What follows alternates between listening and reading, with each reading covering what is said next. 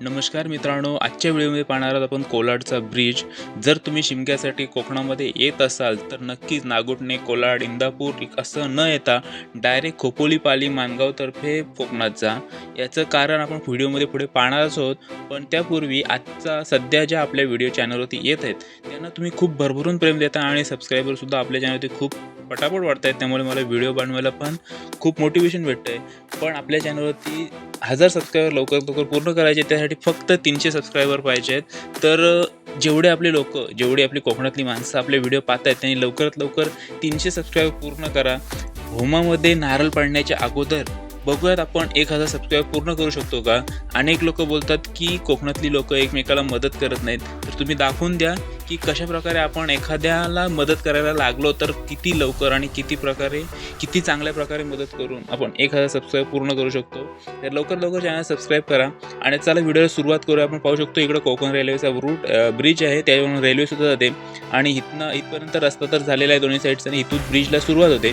ब्रिजच्या लेवलिंगचं काम चालू आहे, माती वगैरे टाकली, भराव वगैरे टाकलेला आहे आणि पुढे ब्रिज पाहू शकता जवळजवळ फूडपर्यंत। आता पुढे पलीकडे जाऊयात, कसं भराव टाकलं तुम्ही पाहू शकता। तिकडून इकडे फूडपर्यंत भराव टाकलेला आहे।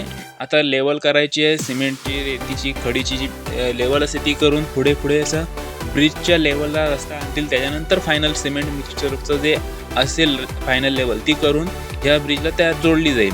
ब्रिजचं सुद्धा काम तुम्ही पाहू शकता, ब्रिजचं काम बऱ्यापैकी झालेलं आहे, त्याच्यावरती सुद्धा एक फायनल लेवल यायची बाकी आहे। साईडचे जे सेफ्टीच्या वॉल्स वगैरे असतात त्यांच्यासाठी तारा वगैरे जे मेटलच्या असतात, स्टीलच्या असतात त्या लावलेल्या आहेत, त्यांच्यावरती सुद्धा सिमेंटचं येणार आहे पुढे। नंतर मध्ये ब्रिजचे थोडेसे जॉईंट आहेत ते सुद्धा जोडायचं बाकी राहिलेलं आहे आणि ह्या साईडचे तुम्ही पाहू शकता खडी आणि जे सिमेंटचं वगैरे असतं मिक्सचर ते टाकलेलं आहे, लेवल वगैरे झालेली आहे। इथून पुढे एकदम फायनल ब्रिज जिथे संपतो तिथपर्यंत हीच प्रकारची कंडिशन राहिलेली आहे, त्यामुळं हा ब्रिज लवकरात लवकर पूर्ण होईल। पण आत्ता सध्याच्या कंडिशनला हा ब्रिज वापरण्यासाठी चालू नाही आहे, सो इथे ट्रॅफिक खूप जास्त होते।